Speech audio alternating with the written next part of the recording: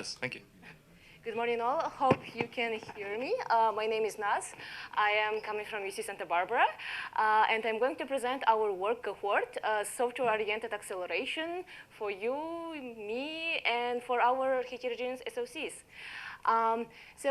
And just as a background information, this is based on our paper published in PLOS, and I want to acknowledge credits to our collaborators here, Chenrei, Marcelo, Omkar, and Jonathan. And yeah, coming back to the just general background and motivation. So in the architecture community, or in general in the hardware community, we well aware of the Moore's law, that we cannot optimize our CPUs not too much anymore, and we need to leverage parallelism and accelerators, where accelerators are a special purpose computing units that can do only certain tasks, and that's only. And also, as a result, we are ending up with a sea of accelerators where there are so many special purpose computing units that we can integrate into our SoCs. That's very good because as an open source community, we can actually build a lot of exciting new and diverse set of SoCs. However, there are some 2 points.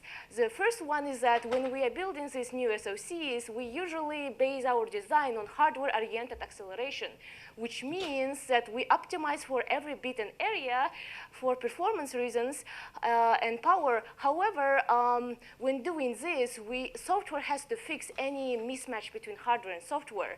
And as a result, our interfaces wouldn't scale for a large set of accelerators when we want to build something more exciting and complicated. For example, NVIDIA, NVIDIA's accelerator would take 16K line of code for its driver headers. And as someone who is going to write the software for these accelerators should know all these details, which is not scalable. And other than that, in terms of performance as well, it wouldn't scale too much. If you look into the more a data center interface, you can see that a thread dispatching for different accelerators and dealing with interrupts would be a very performance, it will incur a lot of performance penalty. So we really want to come up with something that's scalable and also which wouldn't have a lot of performance overhead when controlling and switching between accelerators. And the second problem is that other than hardware-oriented acceleration, when just writing a program, there is no easy way for us to jump between different APIs and complex driver logic for accelerators. So as a result, if you want to chain your different accelerators, you need to know a lot of things about both accelerators, which might not be again quick enough for what we want to do. For example, AES and SHA and accelerator and CPUs wouldn't know about each other. Or if it's a system service accelerator and computation one, it would be also challenging. So the conclusion is that we have a hardware is very heterogeneous, but accelerators are still second-class citizen, which limits what we can do. And so what we can do to build now new, easily programmable and efficient SoCs. So as a result, we have our solution, which we term as cohort, and this is about using regular software producer and consumer queues or shared memory queues to the not only CPUs and accelerators, or not only between CPUs and CPUs, but between CPUs and accelerators and between accelerators themselves. So they can know about each other's existence and talk about through the shared memory interface only. Though the difference is from other approaches is that after you just register your queues, you don't have to know about any other intrinsic accelerator microarchitecture details. You can just push and pop data as you want. And so here is naming that goes software-oriented acceleration, and implementation-wise, we use queue-based abstraction, and on top of for accelerators to know about those queues, we would attach a wrapper that can translate between the virtual and physical memory address if needed and track those queues. And Yes, we set shared memories underlying basics, and we can use batching optimization so that if we want to like send like only like a couple of words, we can do it. Or if we want, we can send and like batch like I don't know 256 bytes at once, or like a more different range of data. And from the implementation side, yeah, software stack, we have a Q-based API, we have also Linux driver, and as a result, like if you have a different accelerator, you can still use the same cohorts driver for all of them. And from the hardware stack, we implemented it in a Verilog, and it's integrated at the moment on OpenPit and Manicore for you to ready use. And we tested bitstreams on top of Xilinx FPGAs, and our open source version is available for Genesis too. And you can also simulate our platform with VCS or Verilator. So there are some details, yeah, like just in terms of using the queue, you can like increment your read pointer just like by 1, or you can also increment your write pointer as needed, like independent from each other, not waiting to, for instance, for each other. And you can also like optimize, like use batch pointer and increment your pointer by not increments of 1, but multiple. And so the name cohort itself then comes because we want to use cohort as cohort of accelerators communicating equally with each other.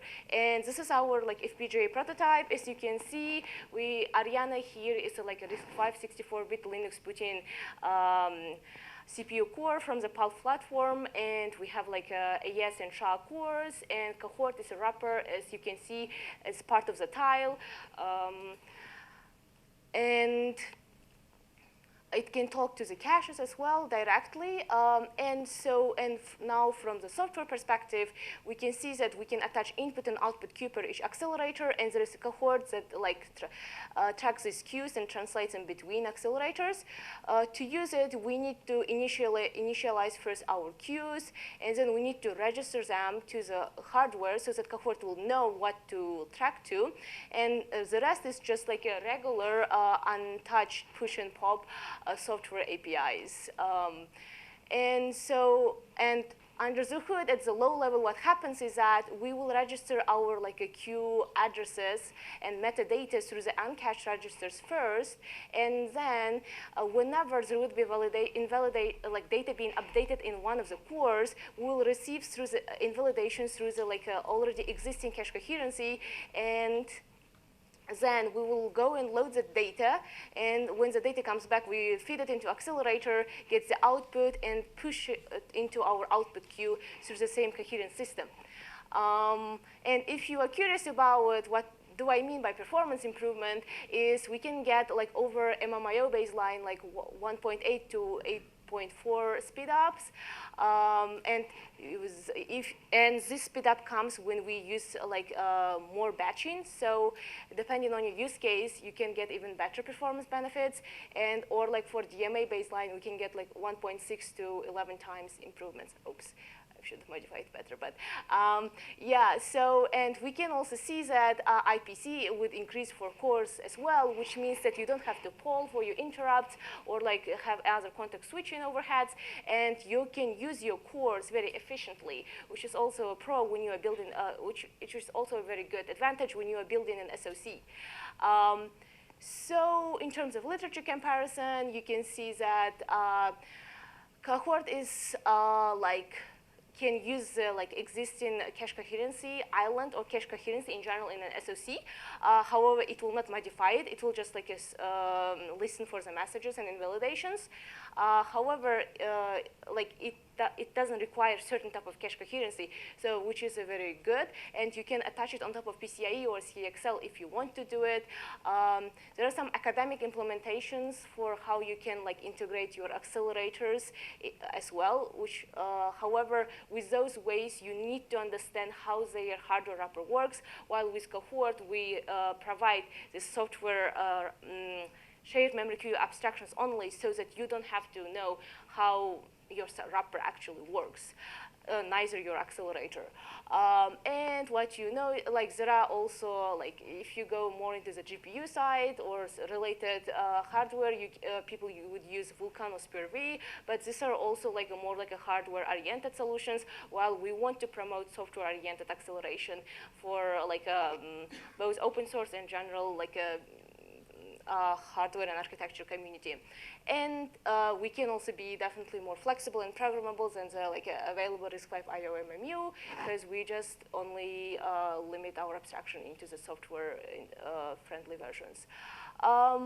There are some ways for decoupled data access and compute queues, which would be again, less flexible for like accelerator, like a computing paradigm. So in that way, you can use Cohort for many needs.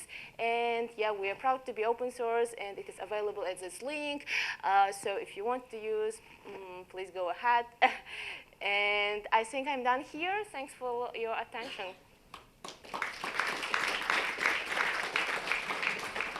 Cool, nice one, Naz. I have first question. So you mentioned that you get performance overhead, but am I right in understanding that there's also like an NRE, like an implementation overhead? So instead of having all of these different accelerators in your system and you got to go and like slog through, you know, their software API and plumbing it into your system, if they all use this kind of standard uniform interface, you also save like software engineering effort? Yeah. This is our like main focus as well. That things can be more agile and faster. Yeah, got it. Cool. All right. Sounds really useful.